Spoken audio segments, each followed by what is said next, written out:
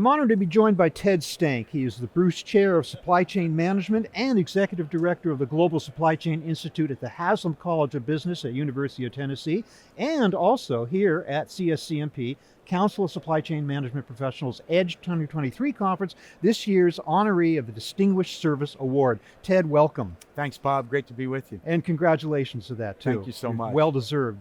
Very humbling honor, but yeah, it's great. So let's talk about the role of the professional organizations such as CSCMP, now 60 years old. I'm wondering how the value of it compares now with way back in the day when it was the National Council of Physical Distribution Management. NCPDM. Yeah. How do you compare then and now? Yeah, I mean, it's apples to oranges completely. I think today we have such a wealth of information available to us at our fingertips on the internet.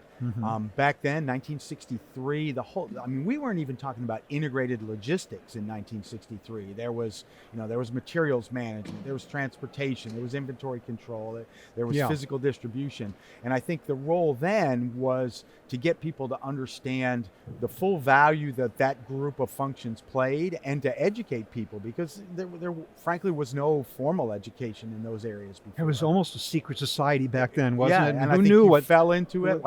Well, my Uncle Vinny was the warehouse manager, so I got a job working on the docks, and I've been doing 20 years now in the warehouse, and that's how I No got young here. person says, I want to be a supply chain professional. At least back then they did. Back then they didn't, for sure. But now that's changing, isn't it? Totally changed today. And so many things have happened since then.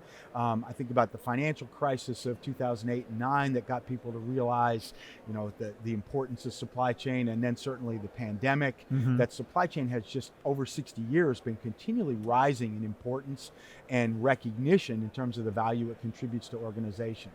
So today, people are coming out. We graduate 430 students a year with a degree in supply chain management. That would have been unheard of in 1963. I mean, back in the day, how many would that have been comparatively? Exactly, I mean, University of Tennessee has been a premier supply chain program for years and years. We had a transportation degree back then, but we probably graduated 50, 60 students a year, maybe. They'd go to be transport managers, that kind of thing. So today, I think the role has changed so much. First of all, it's trying to gain recognition for the profession. I think it's trying to let young people know that there is a career here, and it's an engaging career. I just had a conversation this morning with a very senior guy for one of the companies we work with, and he said when he first got to that company, supply chain was thought of as it's where talented manufacturing people go when they fail and end their careers. And it's changed. His job has been transforming that, and he has a seat now at the executive strategy table. And I think that's happening in so many companies. And a professional organization in supply chain management, I think its job is to really provide that educational development tool for professionals to be able to have that touchstone throughout their careers to see where to go to get the knowledge they need to move to the next step. And I think it's also an amazing networking opportunity as well. Okay, so definitely the world has changed. There's a lot more information out there now about this whole industries and careers. How then, in that background, in that environment, does a professional organization compete? Yeah, which is, by the way, has been a topic of conversation at the board of directors of this organization for a long time. I think it provides an umbrella around a recognizable source for information that you can trust. Increasingly we recognize that not everything you read out on the internet is true. Are they viable sources? Can you get it all in one place? And I think the role of a professional organization is to provide that umbrella to say, come to us, be a member of this organization, and you can come here and you can find all the information that you need. You can find partners if you need deeper information, so that it becomes a clearinghouse, if you will, for talent development and partnerships that I don't think you can find elsewhere. Now, one of the primary missions of CSCMP and like organizations is education, meaning there needs to be a very strong link between the organization and academia and the university community.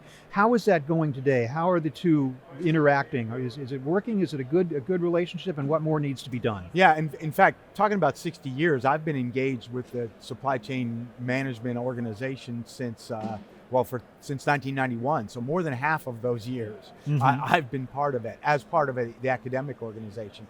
And what CSCMP has done, and CLM before, was really partner with top universities and use those universities as content development partners for knowledge and talent development. So it's not a competitive situation, it's a partnership situation. Yeah, and you bring your students into the organization too. We have many students that are here with us working as the arrangements committee, attending various different things. So yeah, we have a CSCMP student organization on campus. So the idea is that there's a nice transition from, as students, what they need from talent development to young professionals, and they stay with the organization.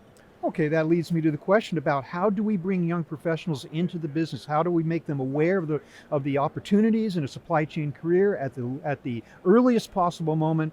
Bring them in, get them excited, get them actually wanting to be supply chain professionals instead of just falling into the job like we did in the past. Right, yeah, exactly. I think a big part of it is on the universities to educate them that you're going to graduate with this degree. That's the start of your learning. You're going to have to learn throughout your career. Just look at all the technology that has come down the road that we haven't trained them for because it didn't exist when they were in college. And so I think they need to leave university with a mindset that this is when their learning starts. And they're going to have to learn on the job, but there's also educational components to that. Certainly certification, I think, is part of it. And CSCMP is actually partnered with University of Tennesse for certification. We had a big role, as well as other universities, in creating that certification, the SC Pro certification. And we endorse that certification. A number of our students take it before they graduate. So I think it's that recognition that you need to have a partner for talent development to develop your own career as you move through. No longer a secret society. Right, no longer a secret society. Great, and professional organizations play a key role, as does academia, in making sure that it's not a secret anymore. Ted, thank you so much for sitting down with me. Once again, congratulations on your Distinguished Service Award. Thank you, Bob. Great to be with you again. Appreciate it. That was Ted Stank of the University of Tennessee. Thank you very much for watching.